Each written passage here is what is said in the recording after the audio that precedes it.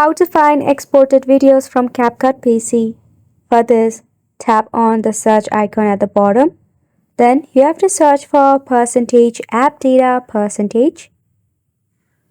At the top in the suggestion, tap on the file folder, then double click on it. At the top, you will see app data. Just go ahead and tap on it. From roaming, tap on the local file. From here, tap on CapCut. Select videos. So right here, you will see all of the exported video from CapCut right here.